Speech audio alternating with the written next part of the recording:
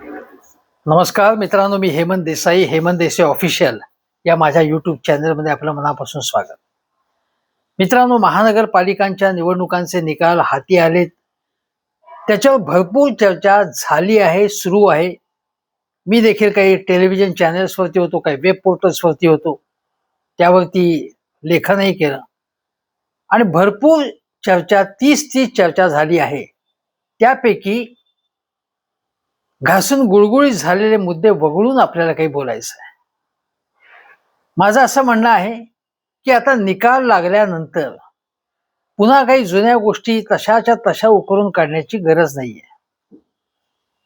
पण या सगळ्या निकालांमध्ये 29 महानगरपालिकांच्या निकालात भारतीय जनता पक्ष एक नंबरचा पक्ष म्हणून सिद्ध झालं. अत्यंत आनंदाने आणि विजयी मुद्रेने मुख्यमंत्री देवेंद्र फडणवीस हे दावोसला गेलेत. तिथे ते परकीय गुंतवणूक आकर्षित करून घेण्याचा प्रयत्न करतील. मग इथे पत्रकार परिषद होऊन त्याबद्दल माहिती दिली जाईल, पाठ थोपटून घेतली जाईल. ठीक आहे, गुंतवणूक आली तर त्याचं स्वागतच आहे. पण महायुतीमधली गुंतवणूक जी आहे, या 3 पक्षांच्या गुंतवणुकीच्या बद्दल आपण बोलतोय. आणि त्या तिन्ही पक्षांनी गुंतवणूक महायुतीत केली होती, पण काही ठिकाणी स्वतंत्रपणे लढले होते आणि त्यांच्यामध्ये आपसात मतभेद सुद्धा झाले. अजितदादा आणि भारतीय जनता पक्ष यांच्यामध्ये भ्रष्टाचारावरची लढाई झाली. भाजपचे गणेश नाईक यांनी शिंदेवरती त्यांना तुरुंगात जावं लागेल अशी भाषा केली. त्यामुळे कटुता प्रचंड आलेली आहे. तरी देखील भाजपला या सगळ्या महानगरपालिकांमध्ये एकूण 1400 त्यांचे नगरसेवक निवडून आले. दुसरा क्रमांक शिंदे गट 397, काँग्रेस तिसरा क्रमांक 324, राष्ट्रवादी चौथा क्रमांक 160, ठाकरे गट 153, शरद पवार गट 36, मनसे 13, MIM 110 आणि इतर अपक्ष 100 अशी ही आकडेवारी आहे. याच्यामध्ये दुसरा क्रमांक भाजपच्या नंतर एकनाथ शिंदे यांचा आहे. शिवाय ठाकरे सेना जी आहे ती 6व्या क्रमांकावरती आहे. आता आपला दुसरा क्रमांक मिळाला आणि मुख्य म्हणजे त्यांचं लक्ष कशावरती असतं की ठाकरे सेनेला अपयश आलं पाहिजे, ते दूर फेकलं गेलं पाहिजे. उद्धव ठाकरे यांनी या निवडणुका ज्या महानगरपालिकांच्या आहेत त्या सगळ्या महानगरपालिकात फारसं लक्ष घातलं होतं. फारशी गुंतवणूक, राजकीय गुंतवणूक केलेली नव्हती. ते मुंबई महानगरपालिकेवर त्यांचं लक्ष होतं आणि त्यांना त्यामध्ये महानगरपालिकांच्या एकूण निवडणुकात फारसं यश मिळालं नाही, हे वास्तव आहे, स्वीकारावंच लागेल.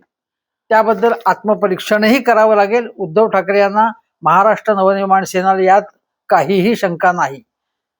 चुका झाल्या असतील तर त्या दुरुस्त कराव्याच लागतील सगळ्या पक्षांप्रमाणे.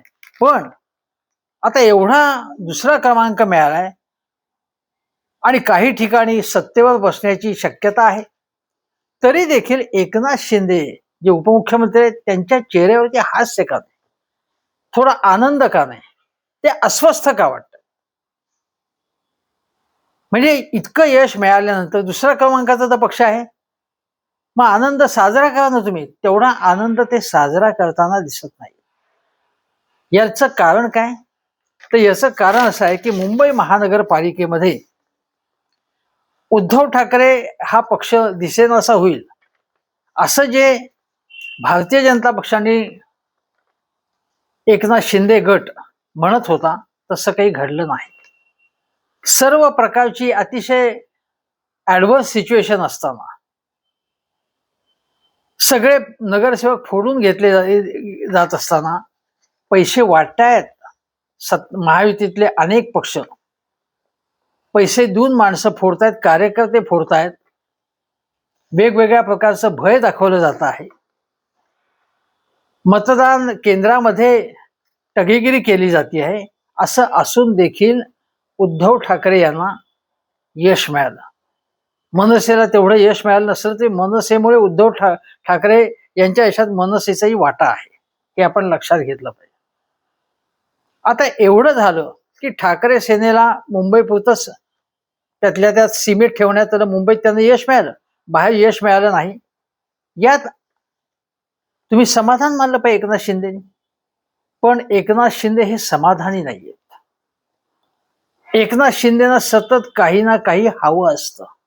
आता बघा काय गोष्ट झाली आहे की एकीकडे भारतीय जनता पक्षाच्या एका आमदारांनी महेश चौगुले आणि माजी महापौर त्यांचे विलास पाटील यांच्यामध्ये हाणामाऱ्या, दोन्ही गटात हाणामाऱ्या झालेल्या आहेत.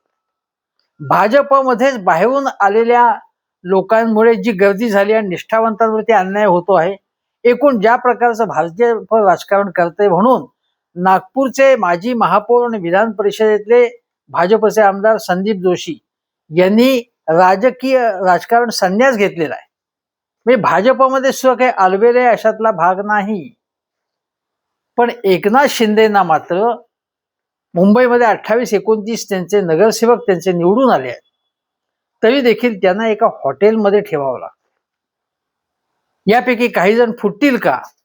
म्हणजे बघा, जे 88-89 जे काही नगरसेवक आहेत भाजपचे मुंबईत, त्या भाजपला काय वाटत होतं की 100+ असं भाजप म्हणत होतं आणि किमान 150 आमचे दोघांचे मिळून येतील असं म्हटलं जात होतं. असं त्यांचं टार्गेट होतं.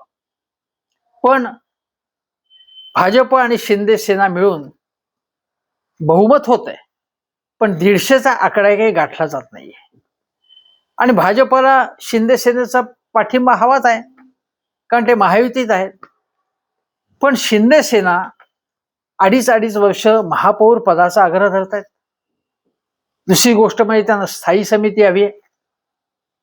ही वेगवेगळी पदं पाहिजेत. मुख्य म्हणजे स्टँडिंग कमिटी. महापौर पद हे शोभेचं असतं. महापौर पदापेक्षा स्टँडिंग कमिटीला महत्व असतं, कारण तिथे सगळे ठेके देण्याचे निर्णय तिथे होतात, ज्याला अंडरस्टँडिंग कमिटी असं विलासराव देशमुख म्हणत असत. आणि याच्यावरती लक्ष ठेवण्यासाठी म्हणून एकनाथ शिंदे एक प्रकारचं त्यांचा पक्ष ब्लॅकमेलिंग करतोय अशी भावना फडणवीस यांची झाली असावी. आणि याच वेळी एका वर्तमानपत्रामध्ये बातमी आली की ठाकरे गट म्हणजे भाजपच्या पाठीशी आहे. मुंबईच्या महापौर पदावरून उद्धव ठाकरे आणि फडणवीस यांची चर्चा, अशी ही बातमी आहे. आणि मग उद्धव ठाकरे यांचे 65 आहेत, मनसेचे 6 आहेत, 71 आहेत, मोठा ब्लॉक येतो. मग जर उद्धव ठाकरे म्हणजे जर एकनाथ शिंदेनी पाठिंबा दिला नाही किंवा ब्लॅकमेलिंग केलं आणि असं सांगितलं की आम्ही काही तुम्हाला पाठिंबा देणार, आम्हाला याची ही पदं द्या किंवा आम्ही तुम्हाला पाठिंबा देणारच नाही, त्याच्यावरती उपाय म्हणून कुरघोडी करण्यासाठी म्हणून मग उद्धव ठाकरेंच्या पक्षाने गैरहजर राहायचं, अनुपस्थित राहायचं आणि महापौर पद आहे किंवा महत्वाची जी कमिट्यांवरची जी पद आहेत ती भाजपलाच मिळतील अशी व्यवस्था करायची, अशी बातमी आलेली आहे. या संबंधी उद्धव ठाकरे आणि फडणवीस यांची चर्चा झाली असं त्या बातमीमध्ये म्हटलेलं आहे आणि प्रश्नचिन्ह टाकण्यात आलेलं आहे. आता ही चर्चा झाली की नाही आपल्याला माहित नाही, पण ती बातमी आलेली आहे. अशा बातम्या या दडपण आणण्यासाठी सुद्धा दिल्या जातात आणि ही बातमी अर्थातच फडणवीस यांच्याकडूनच, फडणवीस यांच्या सोर्समधनं ही आली असणार यात शंका नाही. एकनाथ शिंदे आणि फडणवीस यांचे संबंध फारसे चांगले नाही आहेत. बाहेरून ते दाखवतात चांगले आहेत इतरांसमोर, पण ते फारसे बोलत नाहीत, एकमेकाशी संवाद नाही किंवा सलोख्याचे संबंध नाहीत. जो सलोखा अजितदादा आणि देवेंद्र फडणवीस यांच्यात आहे तो त्यांच्यात नाही. आता सलोखा म्हणजे आपण व्यक्तिगत सलोखा म्हणतो आपण, किंवा व्यक्तिगत बोलणं चालणं, तसं अजिबात दिसत नाही. एकनाथ शिंदेना अमित शहा यांचा पाठिंबा आहे. आज अशी स्थिती आहे की महाराष्ट्रात महानगरपालिकेमध्ये फार मोठं यश भारतीय जनता पक्षाला मिळाल्यानंतर आणि विरोधी पक्ष पूर्णपणे गर्भगडीत झाल्याची अवस्था आहे. आधी विधानसभेमध्ये फडणवीसांनी यश मिळवलं, मग नगरपालिका, नगरपंचायत आणि आता महानगरपालिका. यामुळे देवेंद्र फडणवीस यांचं भारतीय जनता पक्षातलं वजन वाढलेलं आहे. त्यामुळे पंतप्रधान पदाच्या शर्यतीमध्ये ते उतरलेले आहेत. पंतप्रधान नरेंद्र मोदी यांच्यानंतर जो काही खेळ होईल, राजकीय खेळ भाजपमध्ये, नेतृत्वाची जी स्पर्धा आहे त्यामध्ये योगी आदित्यनाथ, देवेंद्र फडणवीस आणि अमित शहा यांच्यात स्पर्धा आहे. अमित शहा यांच्या मार्गात देवेंद्र फडणवीस हे आहेत आणि म्हणूनच अमित शहा एकनाथ शिंदेना जवळ करतात. यापूर्वी देखील देवेंद्र फडणवीस आणि उद्धव ठाकरे यांच्यात जो तणाव निर्माण झाला आणि फडणवीस बाहेर काही म्हणत असले तरी देखील फडणवीस 2019 नंतर मुख्यमंत्री बनू नयेत अशी चाल अमित शहांनी खेळली आणि त्यामुळे ते मुख्यमंत्री होऊ शकले नाहीत. पण त्यावरती मात करण्यासाठी म्हणून त्याने अजितदादांना बरोबर घेतलं. त्याला अमित शहानी संमती दर्शवली आणि तो खेळ खलास व्हावा, देवेंद्र फडणवीस यांची बदनामी व्हावी, असं व्हावं असं अमित शहांनाच वाटत असावं. तोच त्यांचा कटाचा प्लॅन होता आणि त्याप्रमाणे घडलं. पुढे उद्धव ठाकरे मुख्यमंत्री झाले तेव्हा विरोधी पक्षनेते म्हणून देवेंद्र फडणवीस यांनी चमकदार कामगिरी केली, ते मान्य केलं पाहिजे. पण त्यानंतर जेव्हा देवेंद्र फडणवीस यांनी महाविकास आघाडीचा टांगा पलटवला किंवा त्यांचा परफेक्ट कार्यक्रम केला, ते सरकार पाडलं, तेव्हा त्यांना मुख्यमंत्री पदाची संधी न देण्याचं काम हे अमित शहांमुळे झालं. त्यांना उपमुख्यमंत्री पदावरती समाधान मानावं लागलं. अमित शहा यांनी सातत्याने फडणवीस यांच्या विरुद्ध षडयंत्र रचली असं बोललं जातं आणि म्हणून एकनाथ शिंदे यांनी आपल्या हॉटेलमध्ये सगळ्यांना आता नगरसेवक ठेवलेले आणि ही पदांची मागणी केली. त्यानंतर लगेच देवेंद्र फडणवीसांच्याच गोटातून ही बातमी प्रसिद्ध झाली आहे की उद्धव ठाकरे कदाचित फडणवीसांना पाठिंबा देतील. ही बातमी आल्यामुळे मग एकनाथ शिंदे हे एकदम बचावात्मक पवित्र्यात गेले. संजय राऊतांनी आज सकाळी तुफान बॅटिंग करून एक प्रकारे काल आणि आज त्याने असं सांगण्याचा प्रयत्न केला, सूचित करण्याचा प्रयत्न केला संजय राऊत यांनी, की कदाचित या हॉटेलमधले काही लोक सुद्धा शिंदेचे हे फुटतील, ते आमच्या संपर्कात आहेत, आमच्या संपर्कात येतील, फडणवीसांच्या संपर्कात येतील, थेटपणे त्यात फूट पाडली जाईल. जी गद्दारी एकनाथ शिंदेनी केली त्यांचेच नगरसेवक त्यांच्याशी गद्दारी करतील, अशा प्रकारच्या अनेक संकेत हे संजय राऊत यांनी दिले. आता हे सगळं राजकारण आहे. त्यानंतर एकनाथ शिंदेना बचावात्मक पवित्र्यात बॅकफुटवर जायला लागलं आणि प्रत्येक चॅनेलला त्यांनी फोन करून सांगितलं की महापौर महायुतीचाच येईल.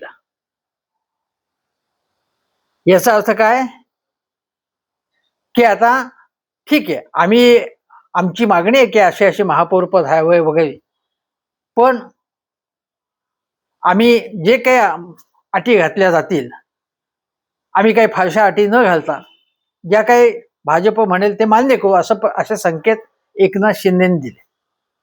आणि आम्ही या हॉटेलमध्ये नगरसेवक जे आहेत ते त्यांचं प्रशिक्षण करण्यासाठी, कामकाज कसं करावं वगैरे, यासाठी त्यांना आम्ही एकत्र ठेवलं होतं. आता हे अजिबातच पटण्यासारखं नाहीये. प्रेशर टॅक्टिक्स म्हणूनच त्यांना एकत्र ठेवलं. ते फुटून जाऊ नये एवढंच नाही, पण आपली एक ताकद, आपला एक ब्लॉक आपल्या बरोबर आहे आणि आमच्या या डिमांड्स आहेत हे दाखवून देण्यासाठी म्हणून एकनाथ शिंदेने ही खेळी केली. त्याच वेळी डावखरे, निरंजन डावखरे भाजपचे नेते, त्यांनी सांगितलं की आम्हाला तिकडे ठाण्यात 2 वर्ष महापौर पद आम्हाला द्यावं, त्यांनी तिकडे मागणी केली आणि प्रेशर टाकण्याचा प्रयत्न केला एकनाथ शिंदेवर.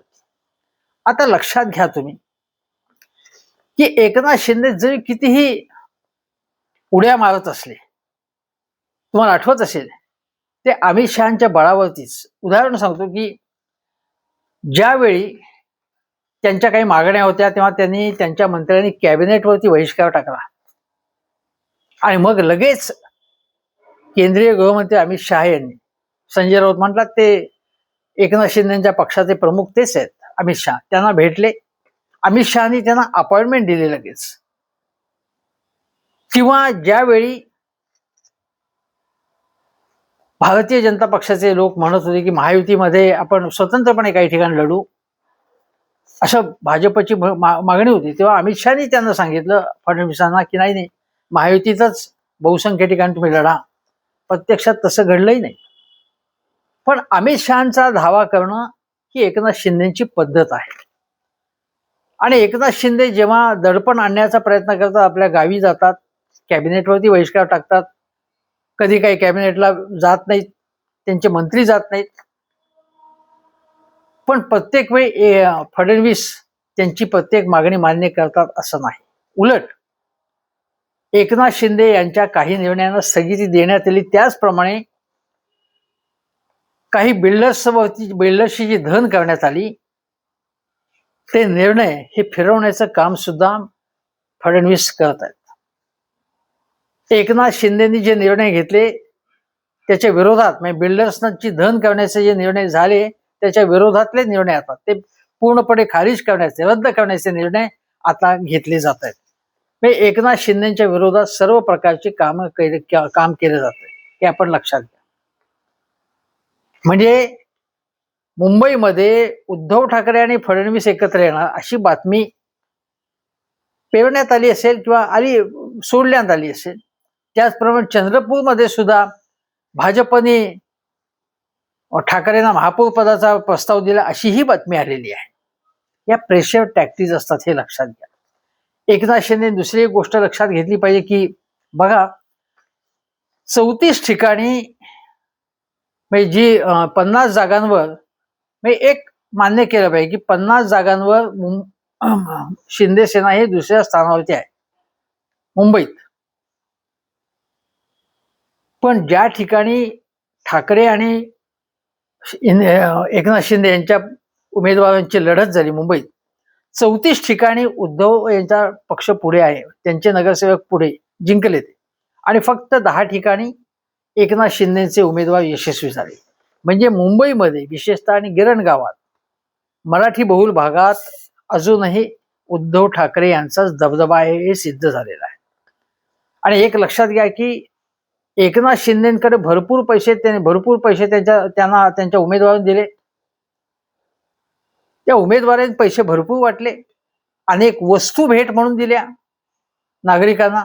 सत्ता त्यांच्याकडे आहे असं असूनही त्यांना उद्धव ठाकरेंवरती मात मुंबईत करता आली नाही, हे लक्षात घेतलं पाहिजे.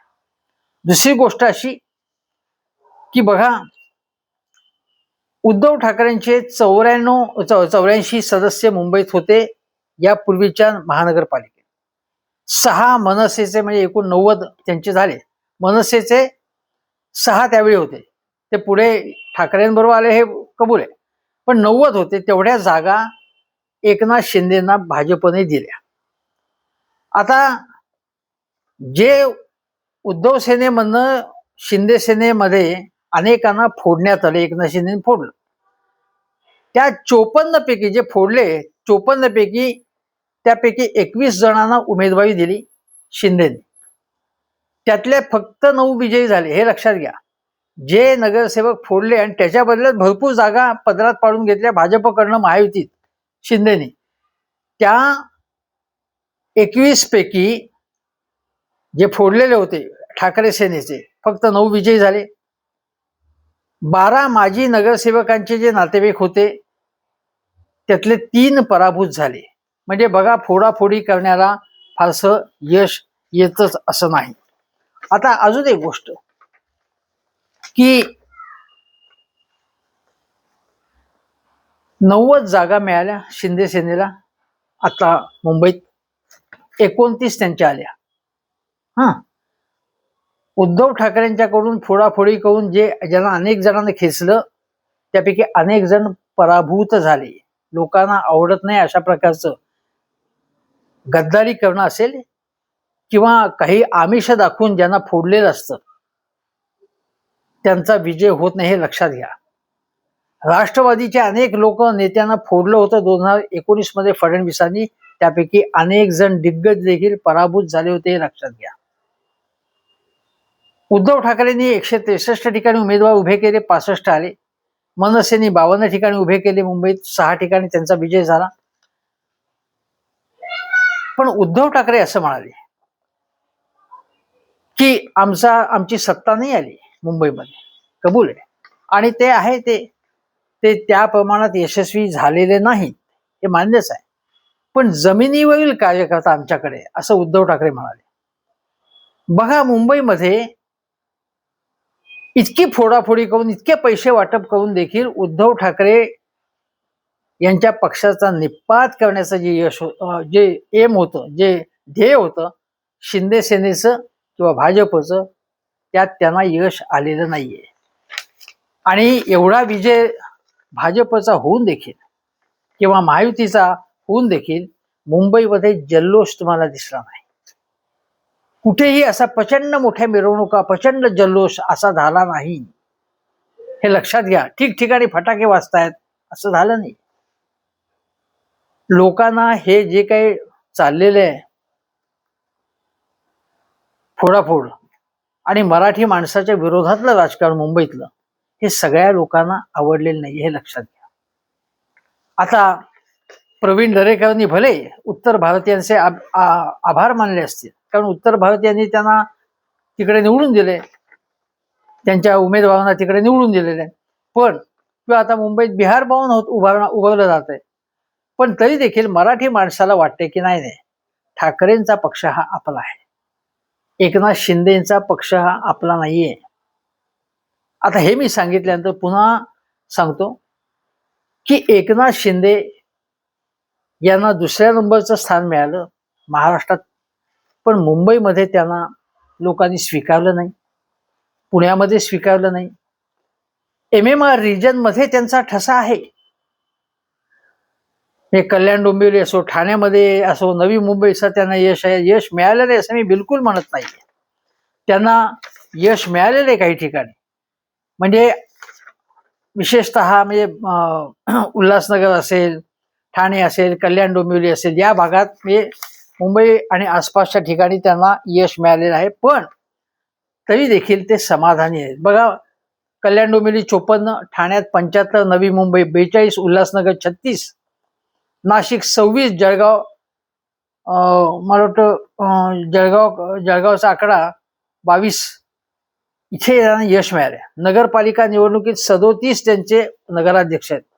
एकनाथ शिंदेचे 57 आमदार आहेत, 7 खासदार आहेत आणि 29 पालिकांमध्ये 394 ठिकाणी त्यांना यश मिळाले. पण तरी देखील एकनाथ शिंदेच्या चेहऱ्यावरती आनंद नाहीये, त्यांच्या सहकाऱ्यांच्या चेहऱ्यावरती आनंद नाहीये. याचं कारण अनेक ठिकाणचे गड आले मुंबईच्या आसपासचे, पण मुंबई हातात आलेली नाहीये.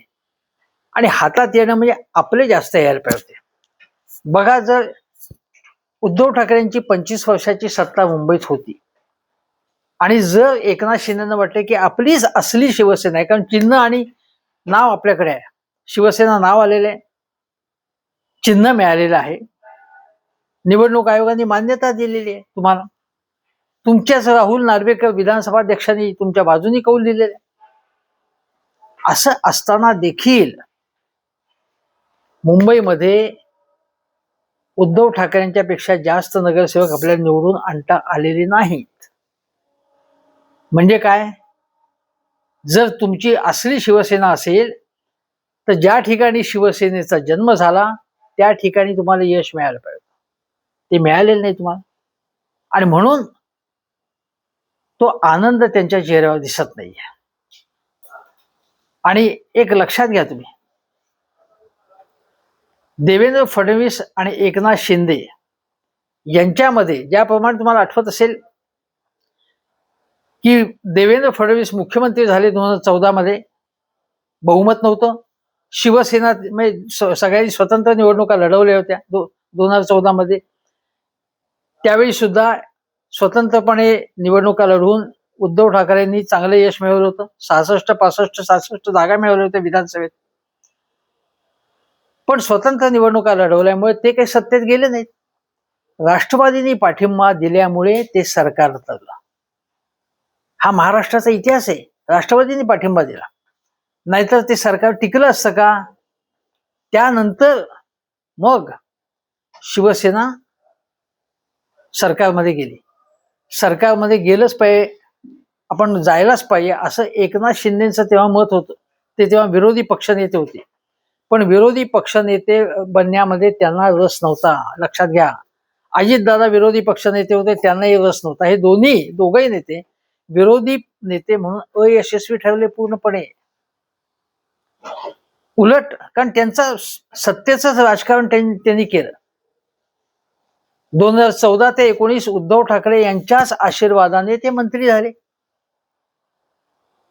एकनाथ शिंदे ठाण्यामध्ये त्यांची सत्ता होती, कल्याण डोंबिवली ती सत्ता होती. त्याचा संपूर्ण तो सुभा, तो इलाका उद्धव ठाकरे यांनी त्यांना दिला होता, ती सत्ता होती. हे विरोधात राहून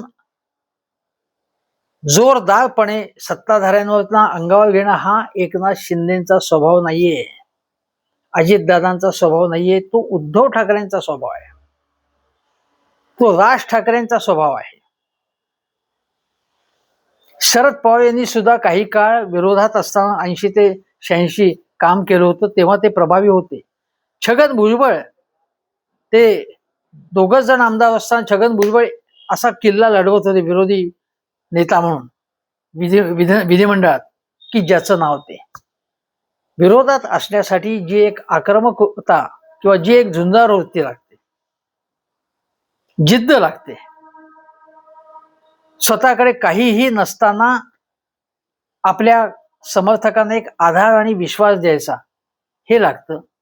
ते एकनाथ शिंदेकडे नाही, हे लक्षात घ्या. पण एक खरं आहे, त्याच वेळी मी दुसरं सांगतो की आता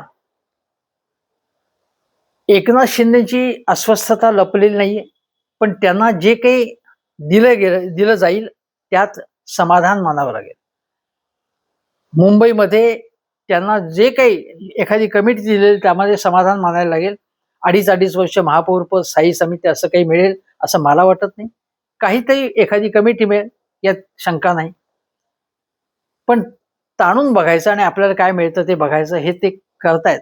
परंतु देवेंद्र फडणवीसांनी त्यांची खेळी जी आहे ती उलटवण्यामध्ये आत्ता तरी यश मिळवलं असं दिसतं आहे. आता देवेंद्र फडणवीस येतील आणि मग ते दाखवतील, ते आणि शिंदे, की आमच्यामध्ये अत्यंत सलोखा आणि सौहार्द आहे, विरोधी पक्षाने टेन्शन घेण्याचं कारण नाही, आणि आम्ही महायुतीचाच महापौर बनेल असं ते सांगतील. महायुतीचा म्हणजे भाजपचाच महापौर होण्याची शक्यता आहे. पण आता याच्या पुढच्या काळामध्ये उद्धव ठाकरे आणि मनसे यांच्या पक्षांनी, मनसेने आणि उद्धव ठाकरे यांच्या शिवसेनेने पालिका सभागृहात अत्यंत चांगल्या प्रकारचं काम केलं पाहिजे. नगरसेवकांनी चांगल्या प्रकारचं काम केलं पाहिजे. त्यांनी लोकांची कामं केली पाहिजेत. फक्त राजकारण करणं जे आहे, केवळ राजकारण करणं किंवा केवळ डायलॉग बाजी करणं, याच्या पलीकडे काम केलं पाहिजे.